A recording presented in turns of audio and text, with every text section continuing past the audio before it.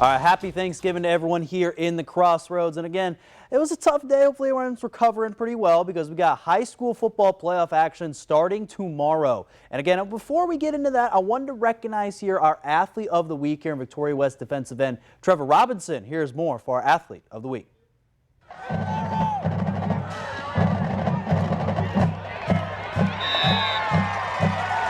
This week's Athlete of the Week goes to senior defensive end Trevor Robinson, who had 2 big solo tackles and 4 assistant tackles in last week's 63-13 win over the Alice Coyotes in the second round of the playoffs.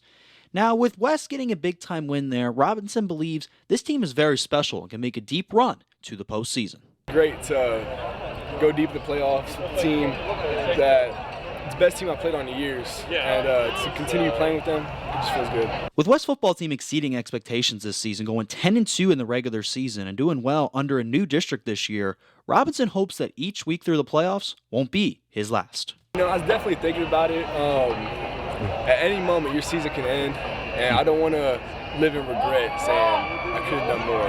And I want the season to keep going, and I tried to give it all I had. Robinson and West look to keep making history as they will face the Vernia Greyhounds tomorrow night at 6 p.m. at Seguin Matador Stadium.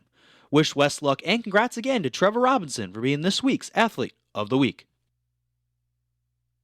Robinson again for being our Athlete of the Week this week. But now moving on to a high school football preview here between the Calhoun Sandcrabs facing the Vernia Bears at Katy Legacy Stadium. It will be at 2 p.m. This game will be tomorrow afternoon. And I will be at this game here in Katy, Texas tomorrow afternoon. This game, here's some things I'm looking forward to, right? Sandcrabs, how will they control the time of possession in this game? Being a triple option offense, they want to have the ball as much as possible. Then their defense, they got a star linebacker, Colton Judd. And they got other couple of playmakers I think are going to have to be huge if they want to beat Vernia, because last time these two teams faced, Vernia missed a game-winning field goal to win that game, and Calhoun hung on to win 22-20. So I expect a close one again going to the finish. Now, today we also, you probably saw it earlier as you probably were sitting down at Thanksgiving table. First game you probably saw is the Lions there versus the Bears. And the Lions won this one 23-20. Jared Goff threw for 221 yards and 2 touchdowns, both from the tight end Sam Laporta. The Lions defense, they made some plays there down the stretch to get the victory because Caleb Williams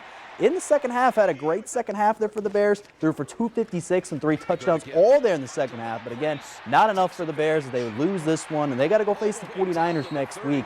And for the Lions, they'll face the Packers on Thursday Night Football there next week. And then how about the Dallas Cowboys? They're trying to get back on track there versus the New York Giants in this game. And guess what? They did. They won 27-20 at home with backup quarterback Cooper Rush. He had 195 yards passing, 1 touchdown there in the air. And Rico Dowdle had a great day, ran over 100 yards to help the Cowboys get the victory in there. And they still have some, again, looming playoff hopes there for the Cowboys there. Their next game will be Monday Night Football, December 9th versus the Cincinnati Bengals. And I know, again, we'll be busy with high school action there tomorrow. Again, we'll have one show at 10 p.m. But how about UT versus Texas A&M? That game will be here on KVU TV at 6:30 p.m. And Don, you were kind of mentioning, you know, the ticket prices. They're